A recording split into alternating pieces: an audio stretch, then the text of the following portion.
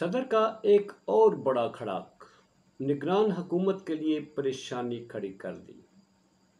Official secret act की अदालत का क़याम, पहला शिकार कौन और आर्टिकल 6 की बाज़गश्त, हकीकत क्या। बिस्मिल्लाहिर्रहमानिर्रहीम। ब्रेकिंग ऑलवेज के साथ नाज़रीन इकराम, मैं हूँ फैसल सैयद। उम्मीद करता हूँ आप जहाँ भी होंगे रब ताला की पनाह में आफियत से होंगे।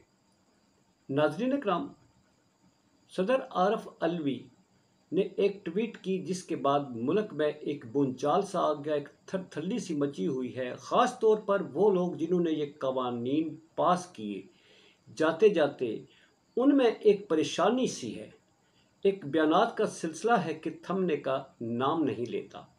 सदर आरफ अलवी ने एक धमाका कर दिया और बड़ा धमाका किया, एक और बड़ा झटका दे दिया। और उन्होंने ये झटका कैसे दिया है और इसके असरात क्या होने जा रहे हैं, इस पे बात करते हैं। और अदालत जो कायम हो गई है उसके हवाले से बात करते हैं कि पहला बड़ा शिकार कौन सा है। नाज़रीन कराम, सदर आरफ अलवी साहब जो इस मुल्क के सदर हैं और मसल्ह अफवाज के कमांडर इन चीफ भी हैं, उन्होंने कल ट्वीट करके बताया कि जो कानून नाफज किया जा चुका है, जिसके नतीजे में गिरफ्तारियां की जा रही हैं, पीटीआई के ख़ास तौर पर शिकार हैं लोग, और उसमें बड़ी गिरफ्तारी शाह महमूद कुरैशी के अमल में लाएगी। उन्होंने कहा, मैंने तो ये कानून की मंजूरी ही नहीं दी, मैं तो इस कानून से मुतफिक ही नहीं था। मेरे पास जब ये बिल आया पिछली हुकूमत के दौरान, तो मैंने उसी वक्त कह दिया था कि मैं इससे मुतफिक नहीं हूँ और होल्ड करके रखा था। और अब मैंने जब वापस भेजा, अपने स्टाफ को कहा कि इसे वापस भेज दें क्योंकि मैं इस पर साइन नहीं करता, मैं इस बिल से मुतफिक नहीं हूँ। तो मेरे स्टाफ ने ये बिल वापस भेजने की बजाय वहाँ होल्ड कर लिया और हुकूमत ने ये स्टैंड लिया, चूँकि ये बिल वापस नहीं भेजा गया तो समझा जाता है कि सदर मुमलकत इस पर राज़ी हैं। और इस तरह से हुकूमत की तरफ से गज़ट नोटिफिकेशन भी जारी कर दिया गया और उसके नतीजे में एक अदालत भी अमल में लाएगी फौरी तौर पर, जिसका पहला शिकार भी पीटीआई है। अब सदर मुमलकत जो हैं उन्होंने जिस तरह से ये किया है, वो कहते हैं कि मेरा जो स्टाफ है इसने मेरी हुक्म अदूली की है, मेरे स्टाफ ने मेरी हुक्म अदूली की है। नाजरीन, आपको ये मालूम है कि सदर जो हैं वो सिर्फ रियासत के सदर नहीं बल्कि तीनों मसल्ह अफवाज के कमांडर इन चीफ हैं। अगर उनका मतहत स्टाफ हुक्म अदूली करता है, इतने बड़ी जो ओहदा है, इतने बड़े मनसब की, तो वो ना सिर्फ इस मुल्क के निज़ाम पर एक बड़ा सवालिया निशान उठता है, बल्कि इसकी जो दुनिया में जग अंसाई हो रही है वो अपनी जगह पहले ही हम बहुत बदनाम हैं। डॉक्टर जो ये बाबर अवान हैं वो ये कहते हैं कि आर्टिकल 6 उन पर लगता है जिन्होंने हुक्म अदूली की, चूँकि एक बड़ा मनसब है। तीनों मसल्ह अफवाज के कमांडर इन चीफ और सदर पाकिस्तान की हुक्म अदूली उनके मातहत सरकारी मुलाजमीन में से कोई भी करता है तो आर्टिकल 6 के ज़मरे में वो आता है। नंबर 1 बात हो गई। नंबर 2 बात, इस वक्त सियासी कैदीन जो हैं वो सदर से इस्तीफ़े का मुतालबा करते हैं, उस पर बात करते हैं। मगर सदर ने जो धमाका किया है, एक और बड़ा धमाका, वो क्या है? वो ये है कि सदर ने एक ख़त लिख दिया है एस्टेब्लिशमेंट डिवीज़न से नई तैनाती का, और वो ख़त लिखा है उन्होंने वज़ीर आज़म के प्रिंसिपल सेक्रेटरी को। उन्होंने ये हुक्म दिया है कि मेरे प्रिंसिपल सेक्रेटरी वक़ार अहमद को फौरी तौर पर तब्दील करते हुए एस्टेब्लिशमेंट डिवीज़न से ग्रेड 22 की हमेरा अहमद को फौरी तौर पर तैनात किया जाए। ये निगरान हुकूमत के लिए एक खासी परेशान कुन बात है।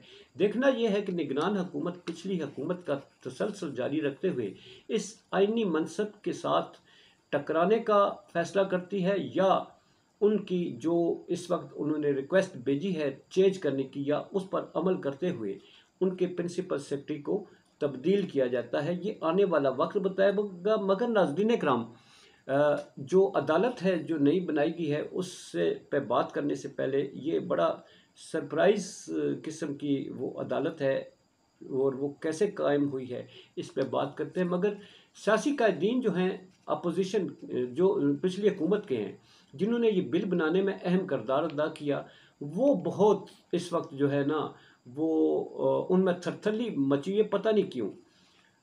پیپلز پارٹی کی شیریں مزاری، فیضل کریم کنڈی، شرجیل میمن، مطلب سارے قمر زمان قاہرہ دیکھ لیں، نون لیگ سے رانا ثناء اللہ صاحب دیکھ لیں، جاوید لطیف صاحب دیکھ لیں، خواجہ آصف صاحب، سبھی کے سبھی کہتے ہیں صدر مستعفی ہو جائیں، کوئی کہتا ہے آرٹیکل 6 لگایا جائے۔ ذرا آئینہ اگر دکھایا جائے ان کو تو پیپلز پارٹی کو لے لیتے ہیں، صدر زرداری تھے، ان کے دور میں ایبٹ آباد کے انتہائی حساس علاقے میں، پاکستان کا حساس ترین علاقہ، وہاں پر ایک کمپاؤنڈ تھا، اس کمپاؤنڈ میں ایک بڑی شخصیت جو دنیا میں ایک مطلوب شخصیت تھی، وہ جس کو دنیا کا نمبر 1 دہشت گرد ڈکلیئر کیا جا چکا تھا، وہ مقیم تھی اس کمپاؤنڈ میں۔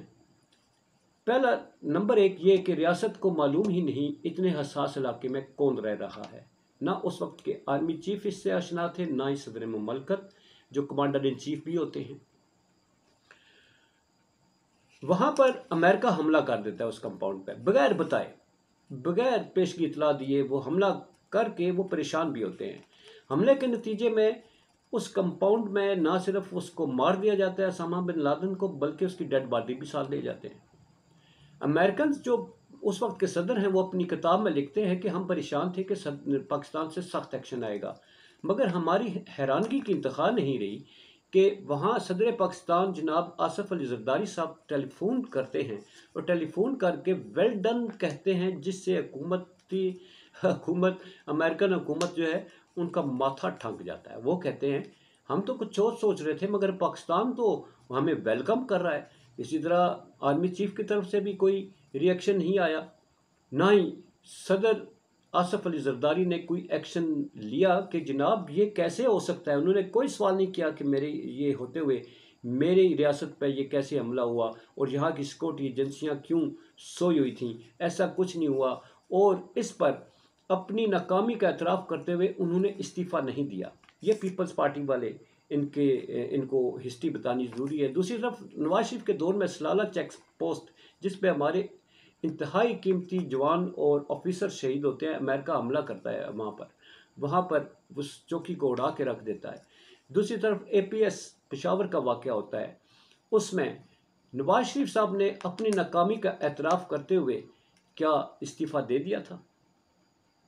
اتنے بڑے واقعات ہونے کے بعد اگر استعفے نہیں دیے گئے تو یہ جماعتیں صدر عارف علوی سے کس منہ سے استعفے کا مطالبہ کرتی ہیں؟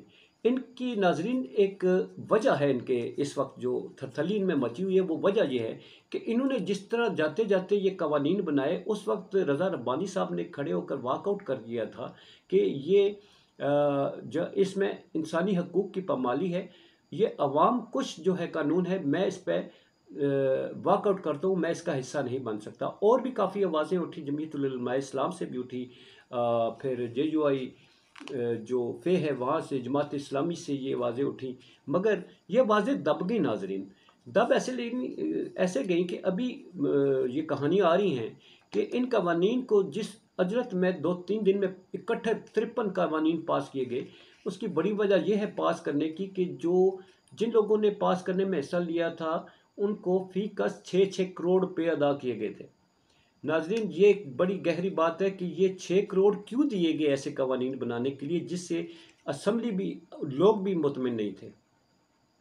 تو یہ ان کی تلملانے کی اس وقت وجہ یہ ہے کہ ان کے بنائے ہوئے قوانین اس وقت سپریم کورٹ آف پاکستان میں صدر پاکستان سے وہ بھی چیلنج کر دیا گیا۔ صدر عارف علوی کے یہ 2 دھماکے جو ہیں وہ اس حکومت کے لیے خاصا پریشانی کا باعث ہے، مگر حیرانگی کی بات ہے کہ وہ سابقہ حکومت کے لوگ جو ہیں وہ زیادہ پریشان نظر آتے ہیں۔ دوسری طرف آتے ہیں کہ ترمیمی ایکٹ، یہ جو آفیشیل سیکرٹ ایکٹ اور آرمی ایکٹ کا جو بل ہے، یہ قانون بن چکا ہے۔